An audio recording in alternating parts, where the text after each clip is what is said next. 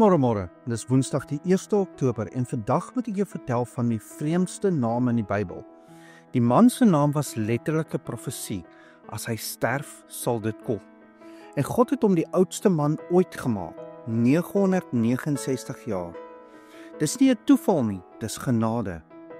Kom ons lees saam in Genesis 5 vers 21 tot 24. Toe Henog 65 jaar oud was, het hy die vader van Methuselah geword. En Henog het na die geboorte van Methuselah nog 300 jaar met God gewandel. En hy het seuns en dogters gehad. So was dan al die dae van Henog 365 jaar. En Henog het met God gewandel, en hy was daar nie meer nie, want God het hom weggeneem. Na Methuselah se geboorte het Henog nog 300 jaar met God gewandel. Dit was asof daardie seun se geboorte so impak op hom gemaak het, dat hy nader aan God getrek is. Hoekom? Want God het vir hom gesê, wat sy seun se naam beteken, Methuselah. Dis nie net 'n naam nie, dis 'n profesie. In die Hebreëus kom dit van 2 woorde. Muth, wat dood beteken, en shalach, wat beteken om te stuur of te bring. Saam beteken dit, as hy sterf, sal dit kom. Elke keer wat iemand sy naam gesê het, was dit 'n waarskuwing, die oordeel kom. God het vir Henog gesê, solank hierdie kind leef, spaar ek nog die mense, maar die jaar wat hy sterf, kom die vloed. En weet jy wat gebeur? Methuselah word die oudste man wat ooit op aarde geleef het, 969 jaar. Dit was nie omdat hy gesond was nie, dit was omdat God se genade die oordeel uitgestel het.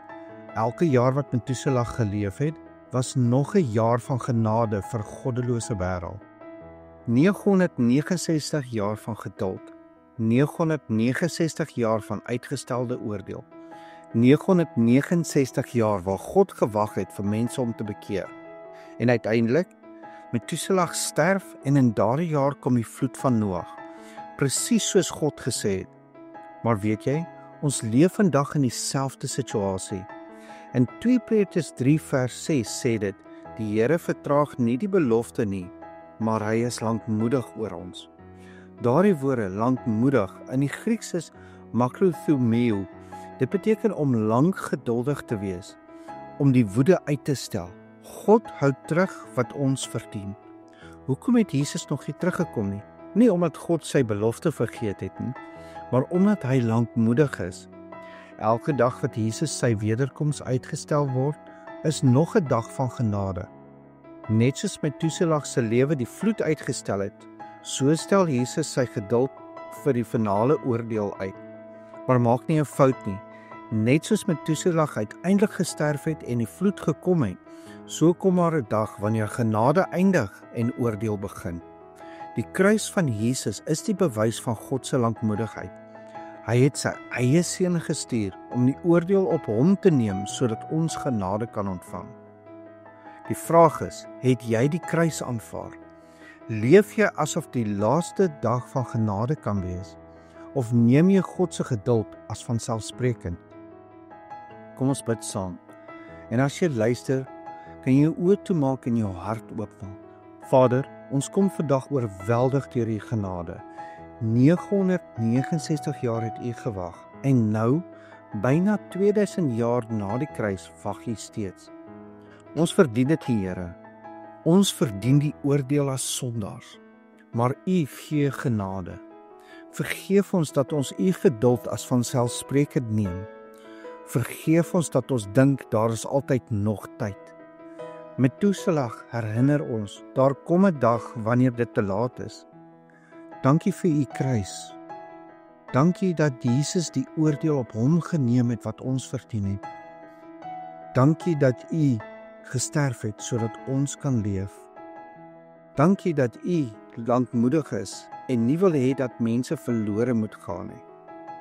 Maak ons bewus van die erns van hierdie tyd. Laat ons nie slaap nie. Laat ons mense waarsku dat genade nie ewig duur nie. En as daar vandag iemand is wat luister wat nog nooit vir Jesus ja gesê het nie, Here, laat hulle weet, dis vandag die dag van redding. Môre is nie beloof nie. Methuselah het uiteindelik gesterf. Die vloed het gekom en Jesus kom weer terug. Laat hulle vandag kies vir die kruis. Laat hulle vandag kies vir genade terwyl daar nog tyd is. In Jesus naam. Amen.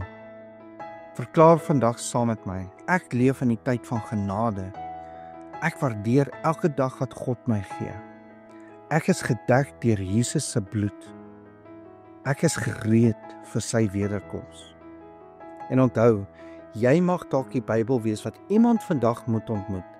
Die kruis was nie 'n fout nie, dit was die plan. En Methuselah se lewe, dit was genade, maar genade eindig eendag. Ek hoop jy het 'n geseënde Woensdag.